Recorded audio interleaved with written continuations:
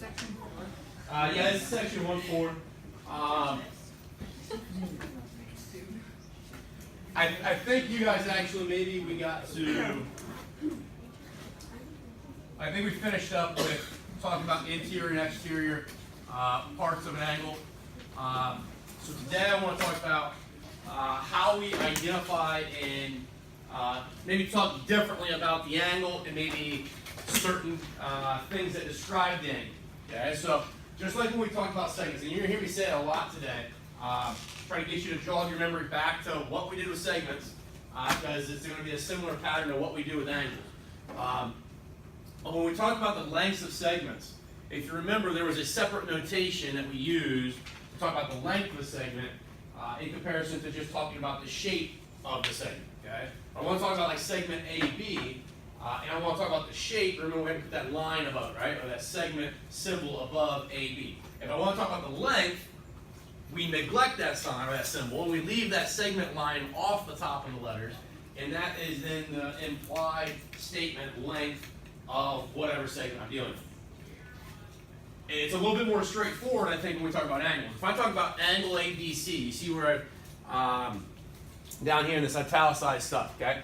Angle ABC, if I write that, that's referring to the shape, okay? And remember when we start talking about congruence down the road, that's going to mean that we want to talk about the two shapes kind of overlapping each other. They have to be the same shape, obviously they have to both be angles, but then they have to have the same size. Okay? We talk about congruence, we talk about like that cut and paste idea. Alright? And whenever we make a congruency statement, okay, or I want to say two angles are congruent to one another, that's the notation I have to use. I have to use the angle symbol and then the ABC, or the way I'm going to name my angle. Okay? If I look at that next line where it says M, and then the angle symbol and ABC, okay, that M is read as measure, okay, or measurement, and then we say of angle ABC. So measure of angle ABC or measurement of angle ABC, and that's referring then to the numerical representation of that angle. Okay? We're talking about that angle's measurement. And then we use degrees to do that, right? You guys are familiar with the measurements of angles, right? Okay, 90 degrees is a right angle, 180 degrees is a straight angle, 40 degrees would be an acute angle, that kind of thing. You've dealt with that, okay? Now, sometimes I might know what that angle measurement is, and I can say measure of angle ABC is indeed maybe 90 degrees, okay? But if I just see measure of angle ABC and I don't know what the number is, that's fine. Because the notation of measure of angle ABC just tells me that we're referring to some number, I just don't know it yet. Okay? It's not provided maybe, or something like that. Okay? But what I want you to understand is that when you see that notation, it's representing some number. Okay? When I see just angle ABC, like I have in that first line, it's representing some shape. And a shape and a number are different, right? And this is the reason we got to think about this. See that last line there says, remember, we can do algebra with numbers, right? We can add, subtract, multiply, and divide, and that's algebra. Okay? Or expressions that represent numbers, like 2x plus 5. That's an expression that represents some number once I know what x is, right? If I know x is 10, then 2x plus 5 is representing 25. Okay? So an algebraic expression is just a representation of some number. You can do algebra with numbers. You can add, subtract numbers, or add, subtract, combine like terms of expressions and stuff like that, and solve for an unknown value. You cannot do that with shapes. Okay? You cannot do algebraic work or addition, subtraction, multiplication, division of shapes. If I give you two angles and ask you divide these two angles, these two shapes with one another, or ask you to take this angle and square this angle, it's just the shape in your hand, you can't do that. But if I have the numerical representation of that angle, I say, okay, now take these two numerical representations of these two angles and divide them. You can do that. Does that make sense? Okay.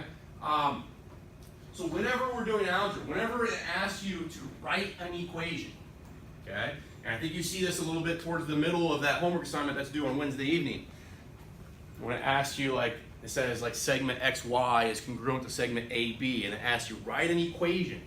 Okay. Well, if it's got a congruent symbol in it, that's not an equation. Okay. Equation, the root word is equal, right? Or equate. Okay, so you having an equal sign. And then we start doing algebra with those things. All right, so just be careful with that. A lot of people are wanting to put shapes into those statements. Okay, they want to say that, you know, segment AB equals segment XY. No, okay, because when we say equals, we're talking about numbers, and we told me a segment AB. Now you're talking about a shape, not a number. Does that kind of make sense? It's a huge thing that we need to kind of justify and make sense of before we can move on any further. That equations deal with numerical representations of things, and congruency statements talk about shapes just landing on top of one another, shapes that we can cut and paste and overlay on each other, and they match up 100%. All right, so that's the way we do it with angles. We're going to talk about the shape, or we're going to talk about the shapes and measurement. Okay, some of those measurements you guys are familiar with. Okay, and these are vocabulary words you're going to see these on your test. And we'll talk about that towards the end here when I'm planning on our first test. But we got an acute angle there. Okay, 0 is less than x is less than 90. Okay, these should probably have degree symbols on them. Okay, the degree of the angle, if it's between 0 and 90 degrees, then it's acute. Okay, it cannot be 0, because if it was 0, okay, those two rays would be on top of each other. Does that make sense? Kind of like the clock, or the hands on a clock. If it's 12 o'clock, the hour hand and the minute hand overlap each other, and you don't have an angle between them, right? So then if they overlap, if it's 0 degrees, if your angle is 0 degrees, you essentially have like a collapsed angle, which just looks like a ray, right? Does it kind of make sense? Okay, I hope you can visualize that. And it can't be 90 degrees, because once that angle turns into 90 degrees, we have a new classification for it. So it jumps into a different category. All right. And once an angle becomes 90 degrees, in that second situation, you get your right angle. All right. So x equals 90 degrees, you get a right angle. And these are definitions. Okay. So you might see me say, like in words on a test quiz, this is an angle whose measurement is between 0 and 90 degrees, but does not include either of those degrees. Does not include 0 or 90 degrees. That would be acute, right? If I say this is an angle whose measurement is exactly 90 degrees, it's a right angle. Okay. Any angle that is between 90 degrees and 180 degrees, 90 degrees and 180 degrees between, now it cannot be either of those, because once it's 90, again, it was in another category, right? So it's got to be greater than 90. Okay, what's the first number greater than 90? A lot of you said 91, right? And there's actually an infinite number of numbers between 90 and 91. Okay? You gave me the first integer value bigger than 90, but there's an angle that's 90.000000, however many zeros you want to say, and then slap a 1 on it. Okay? That would be an angle that is obtuse, because it's bigger than 90. Does that make sense, everybody? Okay? So when we start thinking about inequalities like this, we're not just thinking the first integer, the first whole number maybe bigger than 90. It's the first real number bigger than 90. So 90 point, as many zeros you can put, and then a 1. Okay? So like 90.1, 90.2, 90.3, those would all be obtuse angles. Okay? And then we get even more drastic, 90.01, 90.001, 90.0001. Okay? So that's important to kind of think about when we're talking about inequalities. So 90 to 180, not including either of those values, would give me an obtuse angle. Once we allow our angle to turn into 180 degrees, it becomes what we call a straight angle. Okay? And there's some interchangeable terms that you're going to see the text use, see different authors use, because what does a straight angle look like? A line, right? Okay. So we talk about the angle because we want to talk about its measurement, and we never really say what's the measurement of this line. So we say if we've got a line, we can say, well, that's a straight angle, and we now know straight angles have 180 degrees in them. But it also looks like opposite rays, right? When we talk about opposite rays being two rays that travel in completely different opposite directions of one another, same idea. Okay, so you might hear or see them use the word straight angle, opposite rays, or line.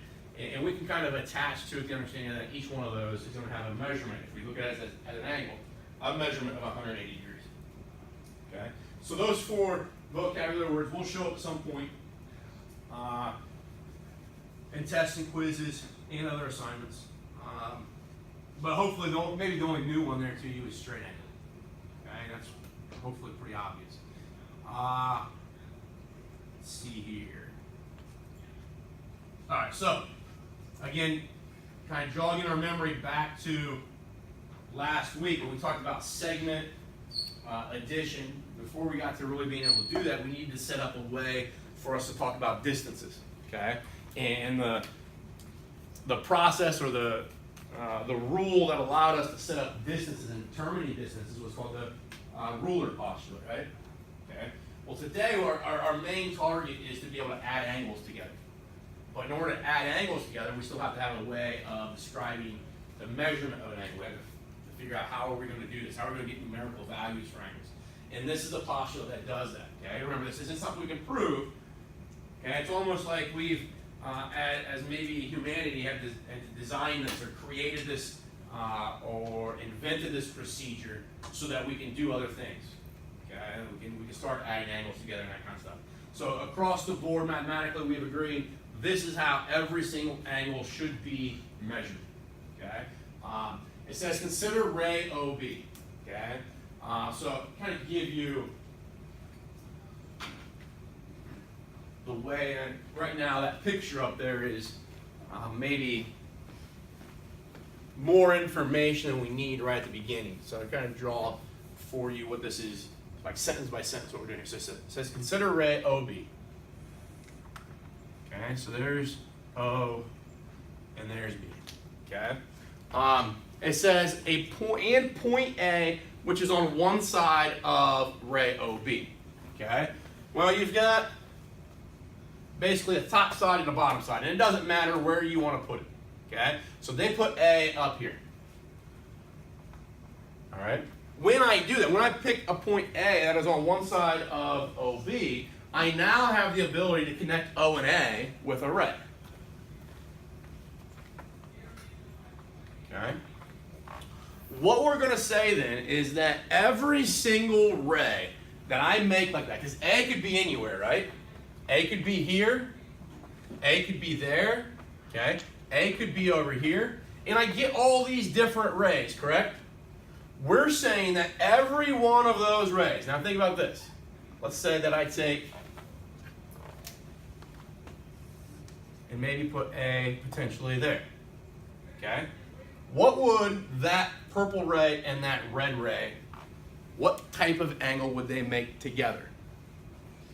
A straight angle. Which, how many degrees with a straight angle? 180. Okay? So if I put A, so it lines up so it's collinear with O and B like this, to the left of O, this here would be a 180 degree angle, right? So what we do then with this protractor postulate is say, okay, disregard where A is, anywhere it wants to be on this side.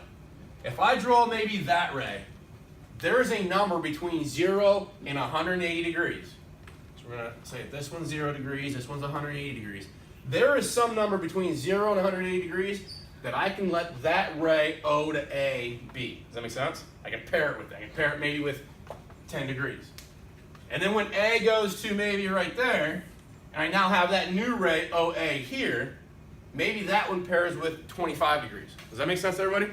So every single ray that we can make, like those red and purple rays OA, every one of them is paired with a real number. Okay? And that real number is something between 0 and 180. And no two rays OA will ever be paired with the same number. Does that make sense? Okay? So I couldn't have maybe, you know, this one can't be paired with 10, and this one, right in my marker correctly, that one paired with 10 at the same time. That's impossible. They both have to have unique coordinates that we assign to them. All right? And what we're saying is if we can do that, we then develop essentially our protractor. And now we can take this measuring device, our protractor, and we can lay it on top of any angle we ever come across, and we should be able to find the measurement of that angle. Okay? So, kind of walk you through. You've done this before. I'm never going to have you bring a protractor to class or anything like that. Because I think all the problems that I give you that ask you to understand how to use a protractor and understand how to use a protractor postulate, I will kind of build into the problem for you. Okay.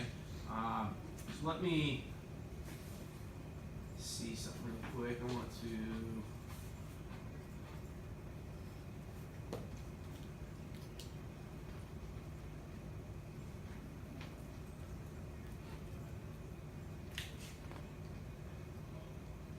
Okay. So what I've done here is, guys, I've got some angle here. I don't care what the angle is. I can move it around, change it to whatever I want to be. Okay, so 71 degrees. Okay, if I wanted to take a protractor and measure that angle and determine that in fact it is 71 degrees. Okay, kind of do what GeoGebra is doing in the background for me to present this number. I'm going to put a protractor on top. Okay, now most of you, because of the way you were taught, I was taught the exact same way. You're probably going to take your protractor, and we know that we should put that little hole right there on top of the vertex, right? And we're going to put it on there. And then we're trying to match up one of our rays with this right here, right? With the bottom of a protractor, okay? And right now, what do I have? That ray going through, what number right here is that ray being assigned to? 0. I've assigned it to 0, right? And then if I look at this ray here, okay, now there's a little, just because of the pixelation and where I've got to overlap these exactly, we might be off a degree or so. But look at where this ray is going through. Does it look like that ray is passing through about 71 here? That kind of makes sense to everybody?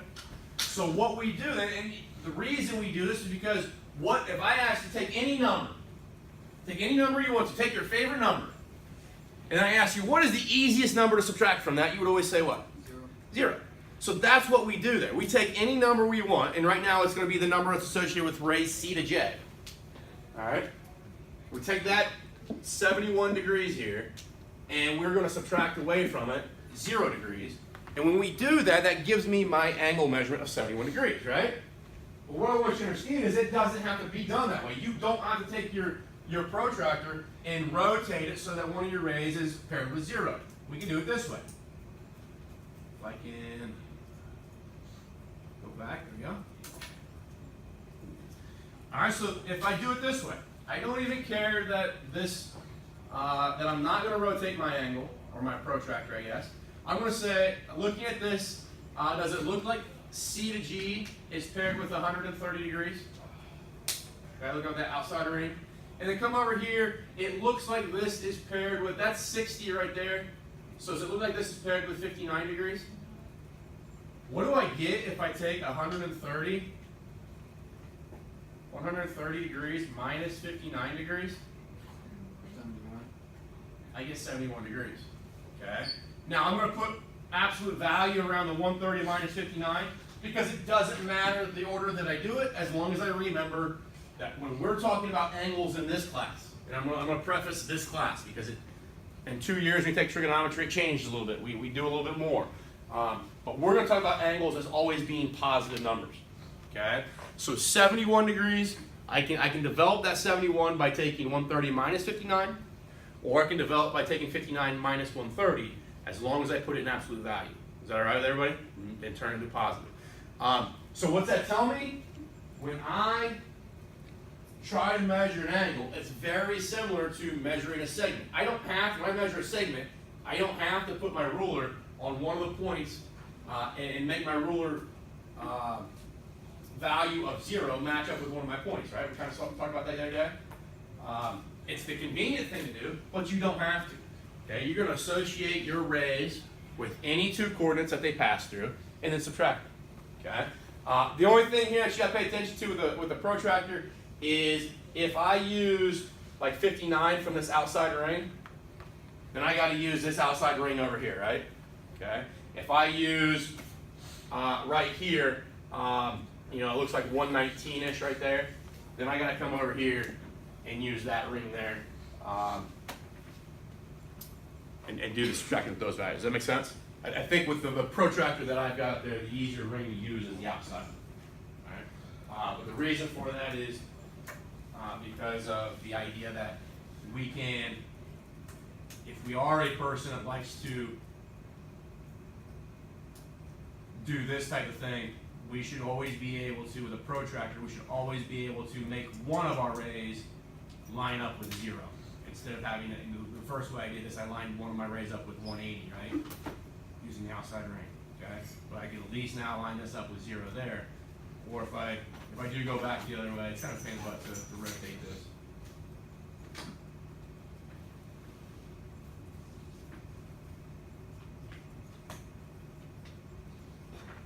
Rotating here, you can see then that I can put this right here lined up with 0, but now it would be lined up on the inner ring with 0. Is that all right?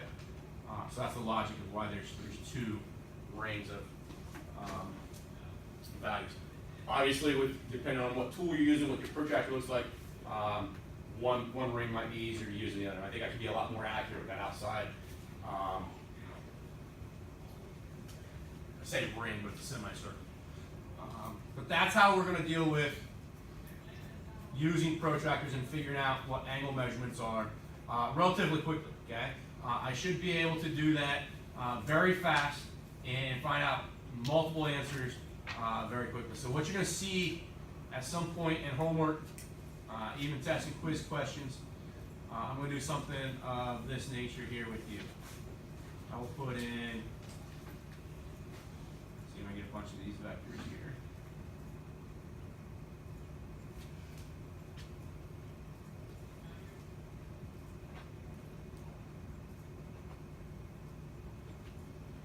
All right, so I'm going to put in a bunch of these rays.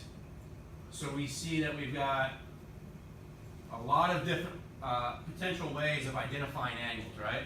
So I could call this, let's just use some easy, we go A, I think I've already used C, right? So let's call this one B, C's are used, let's go D, F, maybe J. And I could ask you, basically, with this picture in front of you, can you find maybe 5 or 6 different angle measurements? If I ask you to find angle ACB, ACB, hopefully you realize, okay, A to C to B, so now I'm looking at that angle there, right? And I say, okay, this ray here is paired up with, looks like 21 degrees. Go find this ray here, looks like it's paired up with 91 degrees. And now I can finally find the difference between those pretty easily, right? 91 minus 21 gives me 70 degrees, and I should now have that angle measurement. All right. I could ask you, can you find BCD? Okay, can you find that angle right there? Okay, I already know that ray CB is paired up with 91. Let's go find out what ray CD is. So it's 91, so that's 115, 16, 17, about 117. Looks like it's halfway in between, so we'll just estimate 117. So now I'm going to take 117 minus 91 and get that blue angle. Does that make sense to everyone? All right. So you'll see in your homework a question like that. I think I asked you about 4 or 5 different measurements, and then you'll see again a very similar question on a test or quiz. But just getting you to recognize the way we measure angles, and hopefully you realize that it's very similar to the way we measure segments. Okay. On your quiz on Friday, I gave you that question. I had the segment, and I had a bunch of measurements on it, right? Points, right? And I had numbers on those points as coordinates. I just asked you, can you find the distance between, A, B? Can you find the distance between B, C? Can you find the distance between B and R, or something like that? And all you have to do is subtract those. Same thing here. All you have to do is subtract the coordinates, and you've got your angle measurement. So that sets up our angle measurement device, sets up our protractor. And now that we know how to measure segments, and now that we know how to measure angles, we essentially have enough things built to where we get the rest of geometry. Okay? And the rest of geometry is going to be heavily inundated with finding segment lengths and angle measurements, and doing segment addition and doing what we call angle addition. All right? This slide here is just the generic breakdown of how we find distance using a protractor. So they're saying that this red ray is being paired with coordinate C, the blue one is being paired with coordinate D. If we subtract those and take the absolute value, we then have our measurement of our angle. Okay? But like I was saying, If we can measure segments and we can measure angles, the rest of geometry is going to kind of fall in place. Okay? And we need to be able to do these things very proficiently. We're going to spend a lot of time. I think we spent already a lot of time on segment addition. Okay? And you're still working on some assignments that deal with that. We're going to spend about the same amount of time, if not longer, on angle addition. Okay? Because we use it in chapter 2, we use it in chapter 3, we use it in chapter 4, all the way through the end of the year. So it's going to be very, very, very critical that we can do these things. Okay? When we talk about congruency again, talking about angles, kind of already introduced it earlier. But if I say two angles are congruent, what it means for us is that we could cut and paste those two shapes off the board and put them on top of one another and they match up exactly the same. The other day we said congruency means same shape, same size. So congruent angles, they both have to be angles.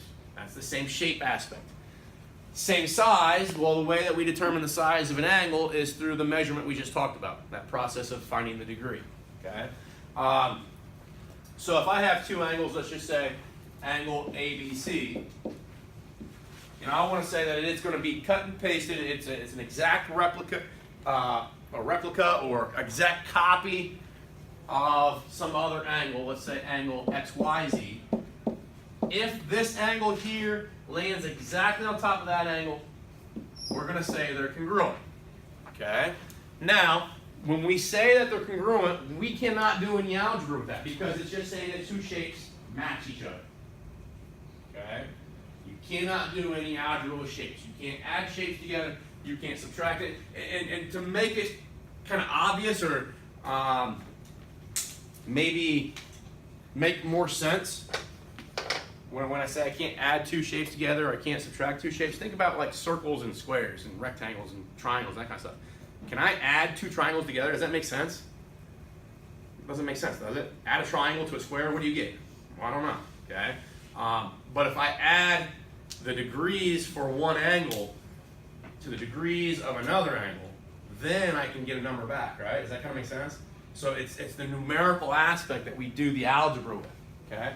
So this is a relationship, but from that relationship, that tells us they're the same shape, so they have the same size. So with angles, size is just their degree. So that means that the measure of angle ABC is equal to the measure of angle XYZ. So now with that, now that even though I don't know what those numbers are that are hidden behind those symbols, I do now know that they're equal. Now I've got some algebra I can do. For instance, maybe I could do this. If their measurements are equal, does this algebra make sense? Could I take whatever this number is here, subtract from it that number there, and what would you be left with? You'd be left with 0, right? You just did a little algebra there with not even having any numerical understanding of what those numbers are, okay? But you know that algebra has to be true right there, okay? Because you said whatever these numbers are, they are indeed the same, so when I subtract it from one another, my result should be 0. You can't do that here, okay? You can't say take shape ABC and subtract from it shape XYZ. What do you get? You can't do that, okay? We only do algebra with numbers, okay? So that's the reason we got to talk about them in maybe two different techniques, angle ABC and then measure of angle ABC. Okay? All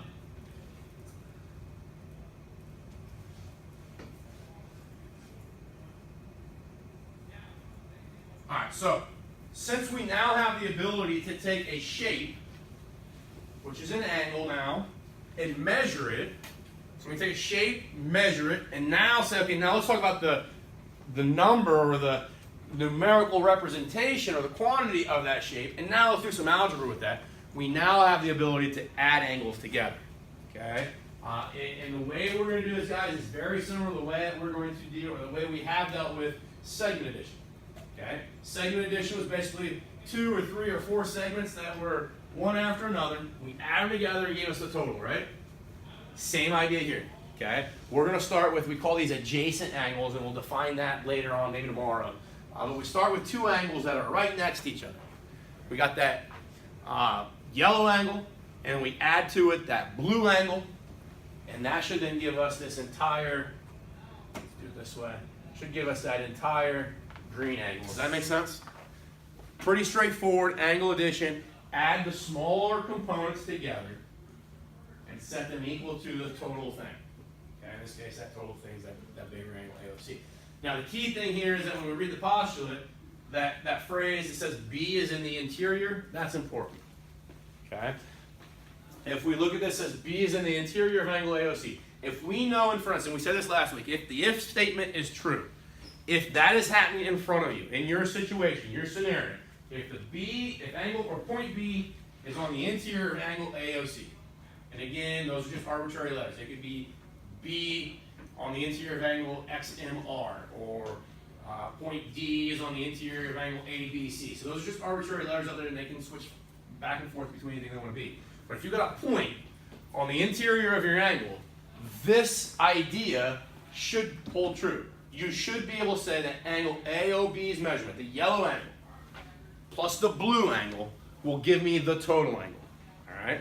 But that only works if we're on the interior, if B is on the interior. And I want to show you what I mean by that. Okay? And I'll just show you real easily with some numerical values through GeoGebra. Let's say, delete all this. So what was that? Was it AOC? AOC. Okay, so AOC. Let's rename this one. O.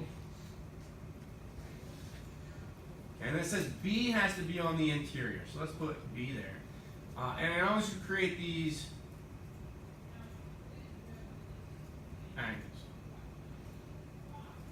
And I'm going to ask it to find, I did that backwards.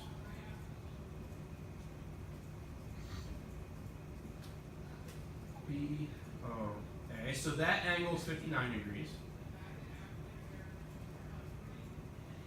And let's do this one. 62 degrees. So let me change that one to red.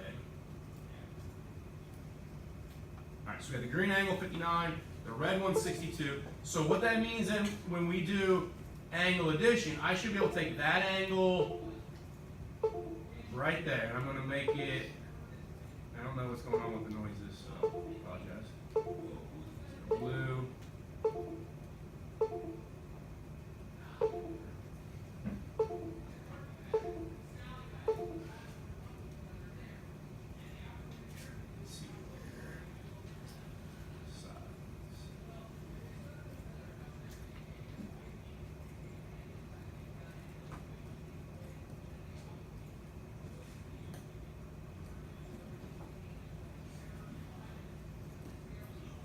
Sometimes GeoGebra is very picky with some of this.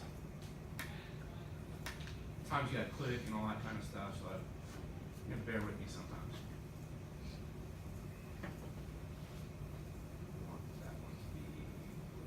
Okay. So you guys can see that if I take this green angle here, which is 59, okay, take the red angle, which is 62, right? Add those together, do I get 121? Okay, so that's the angle addition postulate. That's what we're saying, that the red one plus the green one should equal the blue one. But that only works if B is on the interior. Because if I put B out here, okay, now what we're saying here is, remember the two smaller ones were the red one and the green one, right? Okay. Now the green one is saying it's 271 degrees. Don't worry too much about that. I know it's bigger than 180. So is the red one, bigger than 210. But what we'd be saying here is that that angle right there, okay, AOB plus angle BOC, BOC, okay? So that angle plus that angle. Does that equal the blue one? Can you visualize that? Wouldn't that sum be much bigger than that blue one? Okay. Now the numbers aren't right. The blue one would still be 121, but this number here, whatever this equates to, and whatever this one would equate to, when I add those together, that's going to be much bigger than 121. This angle right here by itself, this green angle down there by itself, is much bigger than 121. Okay, now GeoGebra is doing something different and giving me that 271, but it is bigger than 121 on its own. Does that kind of make sense to everybody? Okay. Let me see if I can get it to show what that angle down there would be. it'd be 150 by itself. Does that kind of make sense to everybody? 150 by itself, bigger than that. So B, in order for that to work, B has to be on the interior. Okay? So I might ask you at some point, I might, on a test or a quiz question, I might pull that number out, or that phrase interior out, and ask you if measure of angle AOB plus measure of angle BOC equals measure of angle AOC all the time, sometimes, or never. And if I pull that phrase B is on the interior out, then you have a sometimes question. Because sometimes it could be on the interior and that'd be true. But sometimes it'd be on the exterior and it'd be false. Okay? So that's the key thing. I think some of us struggle with those types of questions on the quiz on Friday. Alright, so let's get into actually doing an example of this. Okay? There we've got our picture. We've got our two angles. It says measure of angle RQT is 155. They want us to find the measure of angle RQS and measure of angle TQS.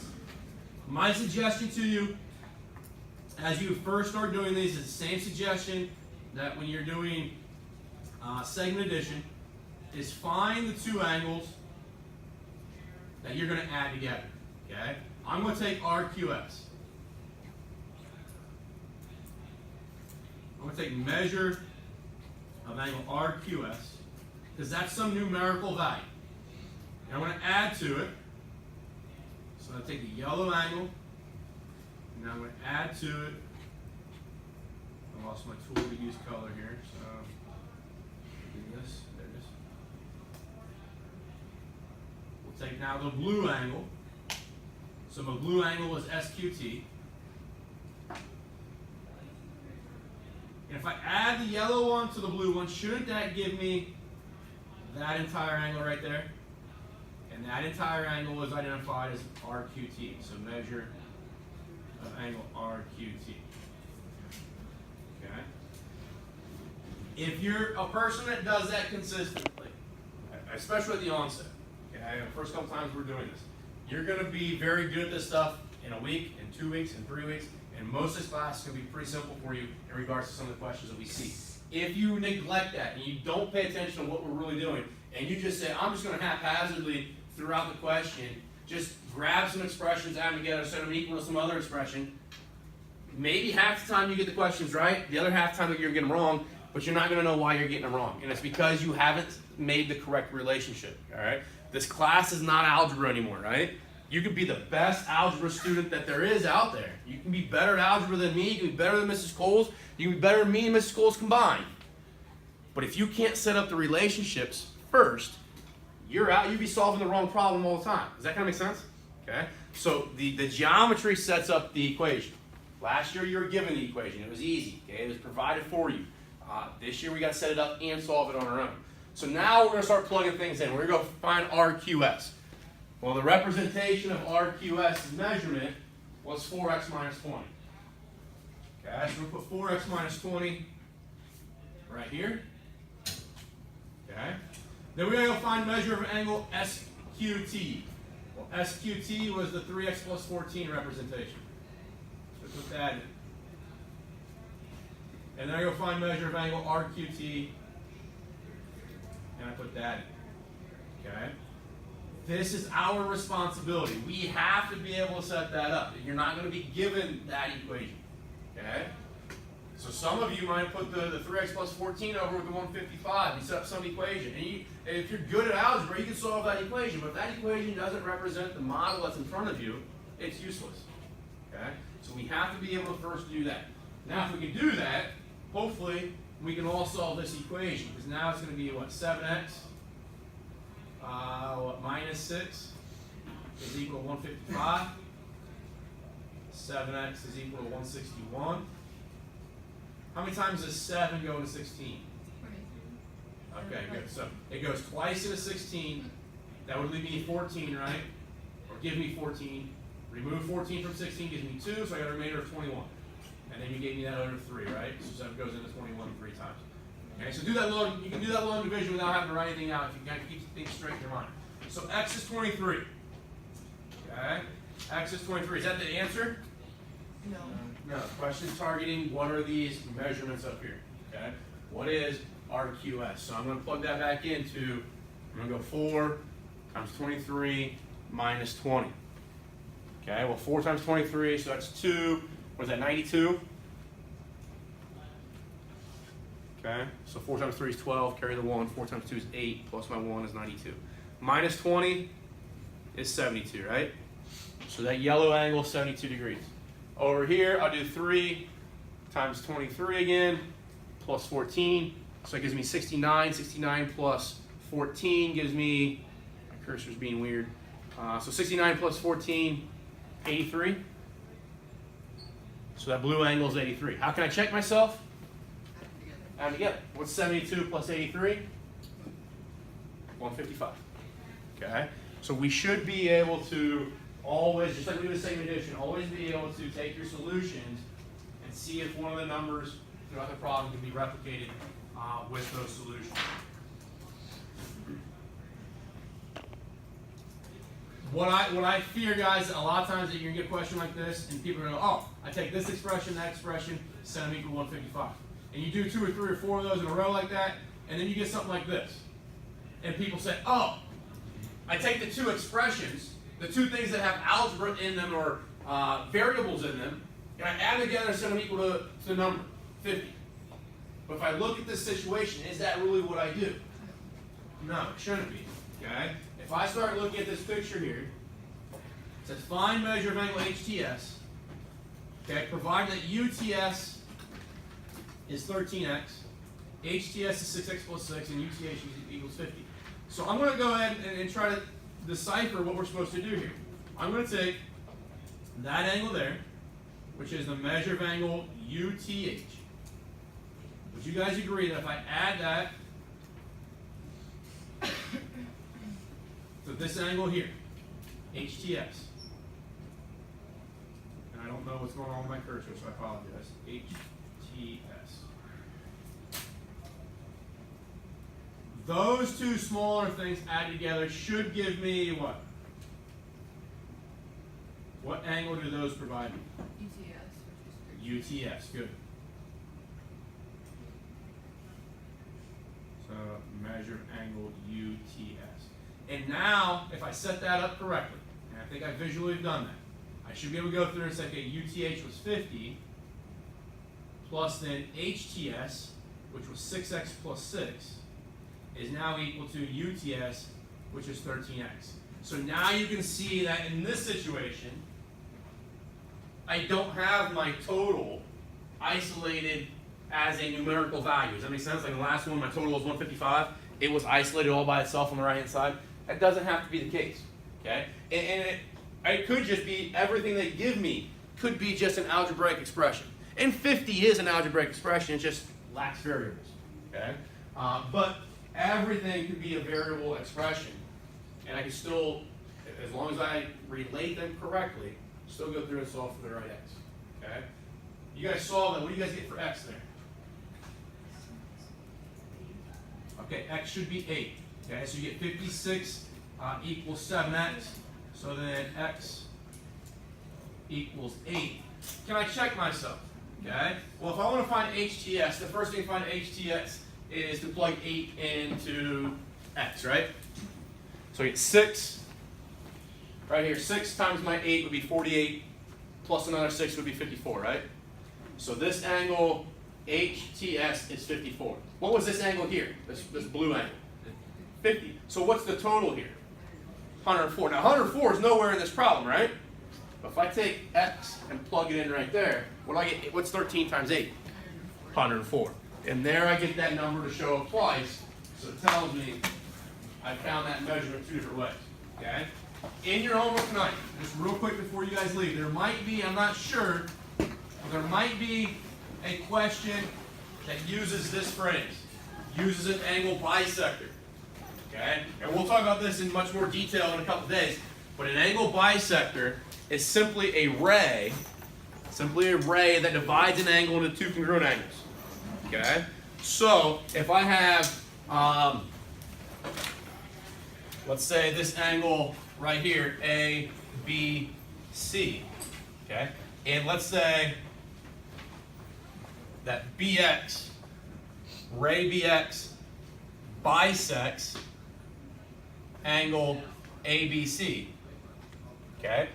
Remember when we talked about bisects with segments, bisects means cuts into two equal parts, right? So that means this ray is going to cut this angle, this big angle ABC, into two congruent parts. So it provides us this. It says that angle ABX would be congruent to angle XBC. And if that's the case, if I have two angles that are congruent, then whatever the number that we use to represent that angle, its measurement, should be the same as that one, right? Does that kind of make sense? So an angle bisector kind of plays the same role for an angle that a midpoint plays for a segment. Can we make that connection, that link? Okay. Now I'm not saying that angles have midpoints. Angles do not have midpoints. Angles have bisectors. They have angle bisectors, but they play the same role. They do the same thing to an angle that a midpoint does to a segment. All right. Therefore, you should be able to set up similar algebraic equations from that. All right. Give 1.4 a shot in your homework tonight. I think I gave 3 similar exercises on those. Work on those. Come with questions tomorrow, and we'll continue working with segment addition and angle addition tomorrow. You guys can go to